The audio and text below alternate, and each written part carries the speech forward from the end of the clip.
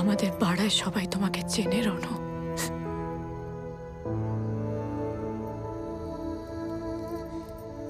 কেউ তোমাকে ভালো চোখে দেখে না। তুমি ভাবলে কি করে আমার বাবা মা তোমাকে মেনে নেবে? আর তারপর আজকে সবার সামনে পাড়ায় যেটা করলে তুমি। আমি খুব সাধারণ একটা মেয়ে রনু। আমি বেশি চিৎকার চেঁচামেচি করতে পারি না, জোরে কথা বলতে পারি না, প্রোটেস্ট করি।